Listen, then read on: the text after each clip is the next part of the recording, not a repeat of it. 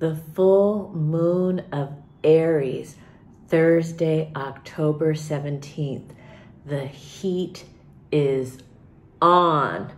Whew. Get your fans out, party people, because this is a hot week, okay? If you thought the world was on fire before, wait until Thursday, October 17th. I don't mean to make light of it, but if we don't have our sense of humor in this life, what do we have? Hello, my name is Eliane Nicole.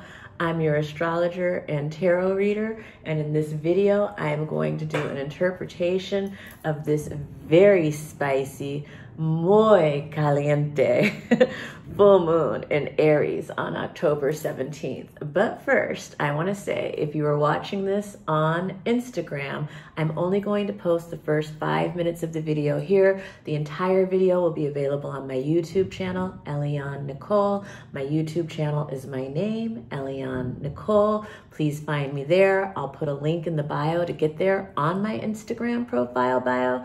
If you're watching this on YouTube, please subscribe to my channel. Please hit the notification bell so you're notified every time I post a new video. Please like, please comment, please share. It helps me in the algorithm. It will help me grow my community, help me grow my business, and put me in a position to continue to give these free astrological offerings. Also, if you're watching on Instagram, please make sure that you're following astrology.tarot.Eliane Nicole. Please like, please comment, please share. It all helps me in the algorithm. And now, without further ado, I am going to talk about this spectacularly exciting, action-packed, hot to death full moon in Aries, October 17th. It's a game changer, okay? And I just want to say again, I don't read a script when I'm doing these videos. I tried that out and it felt too robotic to me. I like to do like a true reading. I study the astrology and then I say a prayer that what I transmit is for the highest good of all who are watching and receiving this. So now let me get to the interpretation. So basically, full moons in general, if you follow my astrology, you know, we have a full moon every month. So full moons in and of themselves aren't necessarily watershed astrological events, but each month they are the culminating point of that chapter of the year. Like if you look at our year as being like 12 or 13 chapters, like each chapter culminates. The crescendo of each month is the full moon. So, most of you know that the moon controls the tides of the ocean, the most kind of vast entity on the entire planet, right?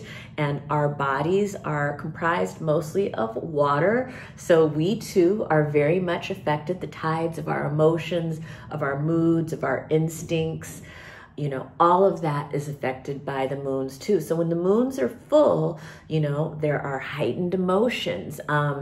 Definitely like people who, deal with mental issues, lunatic, like it's all, the moon is very related to that. So you see on full moons, the crazy gets amped up, emotions get amped up, and full moons also bring illumination, and so I want to talk a little bit about how it might affect people personally, and then I also want to talk about the collective, because I do believe that this is a very illuminating and game-changing full moon for the election in America, which I know is a topic that a lot of people are interested in right now.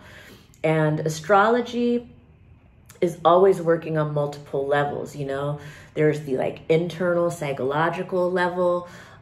There is the level of our actual bodies, physical bodies and health. There is the level of interpersonal relationships. There is the level of politics, and there's also the level of the geology and the weather. So there are so many different levels it's working on, and I want to try and touch on a few of them in this video because this full moon is forming a cardinal Grand Cross, which is kind of like the perfect set of problems. Now, it's going to be personal only to people who have personal planets in their natal charts in the last decan of Aries. So anywhere from 21 to 29 degrees, Aries, Cancer, Libra, or Capricorn, in the last decan of any of the cardinal signs, I should say, because it's forming a cardinal Grand Cross. It's bringing a Grand Cross together in the Aries, Cancer, Libra, Capricorn sector. So if you have personal planets in any of those signs at 21 to 29 degrees, this will be a very personal full moon to you, and it will bring together the topics of 4 different houses in your chart. If you don't know where your planets are, and also if you're an Aries, Cancer, Libra, or Capricorn, sun, moon, or rising, it's going to be very personal. And if you don't know this, contact me for a reading, because astrology works best when you work one-on-one with an astrologer, and I would love to read for you. I read on Zoom, so I can read for people anywhere in the country and anywhere in the world. But yes, so there are so many aspects that this full moon is making that I kind of want to start going through them all a bit, because it's just like... Okay, so what makes the full moon is that the sun is opposing the moon. So you've got the sun in Libra opposing the moon in Aries. Now, this is the axis personally of me and we. So it's the axis of self versus relationship. And, you know, Libra is often the sign of marriage and romantic relationships. So it can definitely be affecting those type of relationships.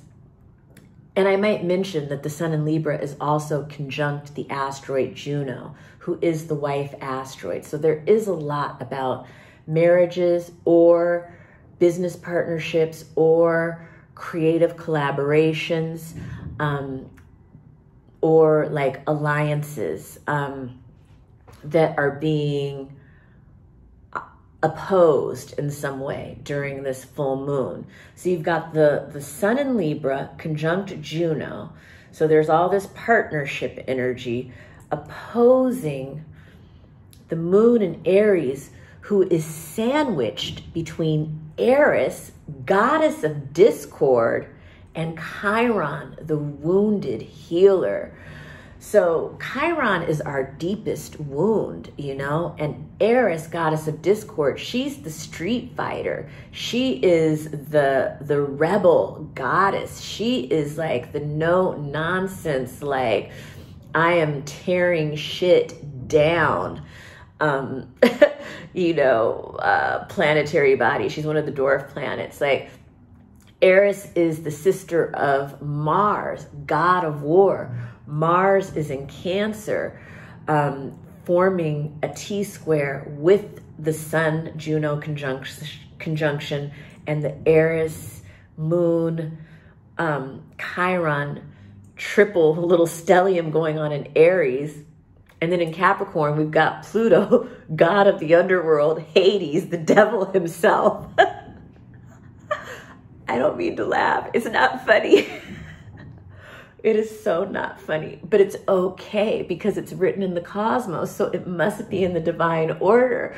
And we as humanity have to rise to the occasion to meet the moment. But like I said, if you thought the world was on fire before, wait until Thursday, October 17th. Now, on a personal level, I mean, I think that people who have planets, you know, in the last decan of the cardinal signs should, you know, this is a risk taker's full moon, because you have to look at the energy of Aries. Aries is bold, competitive, a pioneer, an innovator, a risk taker, you know, opposing Libra, the law, justice, diplomacy, marriage, relationships, beauty, art, all of those topics. You've got this opposition going on. And you've got Pluto, god of the underworld, bringing in power struggles, domination, you know, transformation, destruction. Pluto makes big things small and small things big. And then you've got Mars, the god of war, also in on the action. And he's debilitated in the sign of Cancer. So in our personal lives, that can really have to do with family issues, privacy, security, the home, and then, you know, but for the collective, this has to do with homeland security and issues like this. So basically, you know, in our personal lives, because that Mars in Cancer is squaring off with Eris, the goddess of discord, and the emotional warrior moon in Aries, and Chiron, the wounded healer, also in Aries, this could be triggering some very deep family karma and some very deep family wounds. The advice here is to try not to be reactive, you know, try to exercise like emotional maturity and emotional intelligence. Try to lean into, you know, there is still that grand water trine in the sky, so we can try to lean into the side of compassion and forgiveness and empathy. But this is a very triggering full moon, and the invitation from the universe is like, how do we respond in a constructive and positive way instead of getting taken down by the destructive and fighting urge? This is this full moon in Aries. It's very inflammatory, you know, whew, gosh, what else can I say? You've got Pluto at the 29th degree of Capricorn, and so there is this like finality. This is this urgency. There's like an ending of a cycle that began in 2008. You know, the full moon of Aries is a culmination of some things that began in July of 2023. It's also a culmination of some things that began in April of 2024, April 8th to be specific. And then it's also a culmination of the past 2 weeks of the Libra solar eclipse that we're still in the lunar cycle of. And so again, there's all of these cycles that are simultaneously coming to this one converging point in history. Some are much longer cycles, like America's Pluto return of 248 years, but some are shorter cycles, like the past year and a half, the past 6 months, the past 2 weeks. So all of these cycles are all coming to this point of convergence on Thursday, October 17th. And now it's a very controversial full moon too, and I'm going to make a controversial prediction here about the election. And I know I'm saying this with a smile on my face, but I don't say it lightly. I'm an astrology nerd, okay? And I am utterly fascinated by the astrology. And that's the only way, the reason that I'm lighthearted about something that is kind of pretty terrifying in a way. But I also know from a cosmic perspective that everything is going to be fine. Everything is in divine order. This is all part of a huge evolutionary push towards the future and a more progressive politics ultimately. But for some reason, you know, the powers that be, they are so greedy and they are such warmongers that apparently we're gonna have to burn this shit to the ground to rebuild it. Excuse my language. Anyway, I'm going to make a controversial prediction right now. And it looks to me like in the astrology, and listen, I could be wrong. Astrologers are not psychics. We are translating a language, and it's the language of the cosmos. And just like with any translation, certain words can be interpreted in ways that are slightly off, but it looks to me like something is going to happen with Joe Biden, and I don't want to get too specific with my words because I don't want to be crass or, you know, it appears to me that if something is going to happen where Joe Biden may need to, where he may either be incapacitated or need to step down from the presidency, and Kamala will become the president before the election, having to take Joe's place. This could happen around October 17th. But then Trump wins the election. And the reason I'm thinking this is because I keep seeing astrologers that I really respect and love saying it looks like Kamala's going to win. Both Donald and Kamala's astrology looks like they are going to win the presidency. And that's why I'm making this prediction, because what if she becomes president before and then he becomes president at the election? I could be wrong. Another reason we may be seeing them both, they're both having these peak periods in their chart.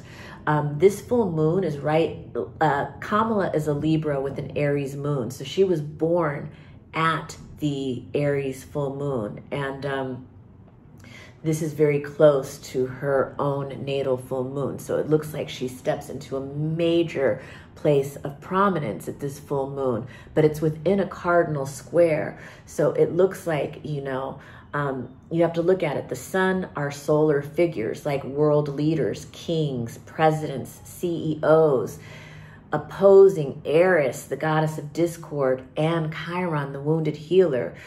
It looks like a possible injury or sickness or something, like it looks crazy. Let me just say that, what's happening at this Aries full moon.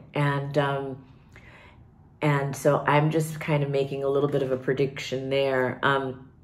You know, the sun opposing the moon, the sun square Mars. This is, you know, it just looks like a threat to our leader, certainly here. And it looks like, you know, you've got Juno, you've got the couple, you've got the sun opposing Eris, goddess of discord. We've got Venus trine Neptune, but Venus is in the last degrees of Scorpio, debilitated, trine Neptune in Pisces. So there is this energy of like the compassion, the empathy, the heightened instincts, a lot of emotion. You've got Venus sextile Pluto, so there is some big transformation that is taking place. Pluto, god of the underworld, squaring off with the sun in Libra, Pluto in Capricorn, Mars in Cancer. It's like world leaders at a standoff, which happened in July of 2023, which was what made me predict the war that was coming accurately way back then. You've got Mars square Juno. So this is a threat to alliances, to the couple. I feel like the sun and Juno and Libra are Joe and Jill Biden on the collective level. Again, it manifests for people differently in their personal lives than on the collective. And part of the reason that I feel like this is affecting Joe is because this Aries moon, Chiron Eris conjunction is happening on top of his natal Jupiter in his 8th house of, amongst other things, the 8th house has to do with death. And I mean, I hate to say this, Venus is in the ending degrees of his 12th house. I don't even know. I mean, I know, I don't mean to say this. It may be a metaphorical, like, I'm just reading the astrology. Don't be mad at me, anybody. I don't want to get taken down in the algorithm, but it just looks like a very, very turning point, game-changing situation in the country and in the election.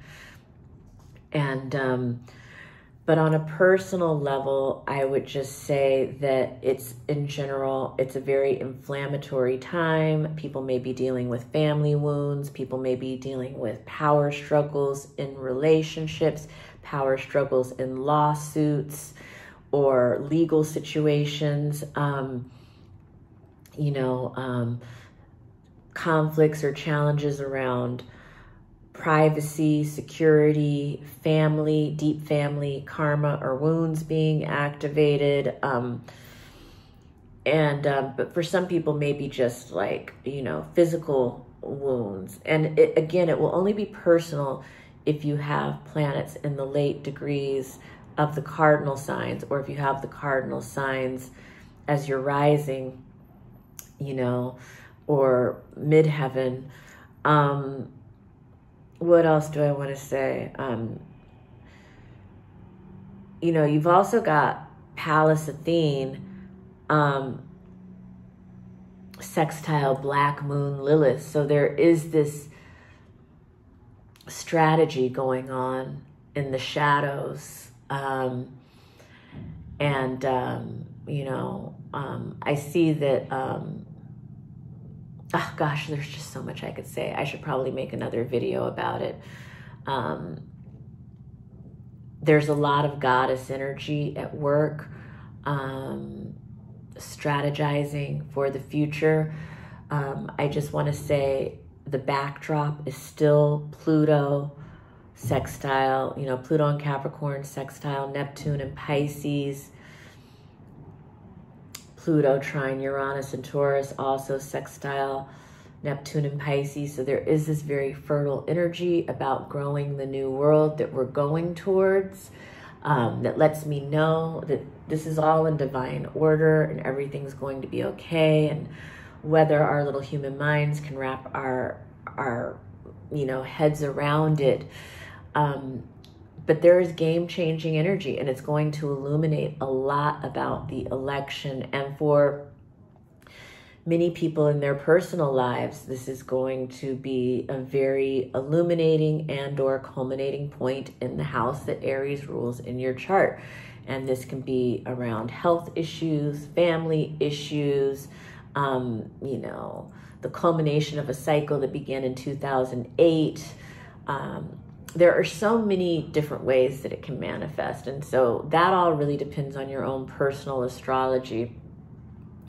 But it's definitely kind of like, I think, the October surprise that kind of leads us into the election. And this is the beginning of Mars applying to the opposition with Pluto, which I kind of want to do a separate video on, because that alone is such a specific aspect. But again, from, I've said this in other videos, it does look like a threat to homeland security here in America, because America's completing its Pluto return. And this opposition is exact 3 days before the election. I think everybody should early vote, because it looks like the election could possibly not happen or be delayed, or there's all kinds of things that the planets are suggesting. And I don't know exactly how it's going to manifest, but it definitely looks like shit is on fire, either literally or metaphorically speaking. Yeah, I think I'll stop there. If you're interested in knowing where the full moon's happening in your personal chart, contact me for a reading. I would love to read for you. And, for some people, it'll be really great. Like if you have any planets in the late degrees of Sagittarius or Leo, the fire signs, this full moon could be trining your planets if you have planets in the late degrees of the fire signs. So this can be like a highly victorious or competitive, or, I think for some people it'll be like a very horny full moon. So it could be passionate and exciting and fun in that way. And the same day as the full moon, Venus will move into Sagittarius later. And so that's going to lighten things up for Venus. And I'm going to do a separate video on that. There's so much going on. It's so action-packed once we get to October 17th that I have to break it down into smaller parts. But I just wanted to stop in and say, get your fans out because the heat is on. Okay, I hope I don't catch too much heat for this video. Thank you for joining me, and I'll be back with more videos very soon, so stay tuned, and don't forget, contact me for a reading. I'm so much fun. Bye.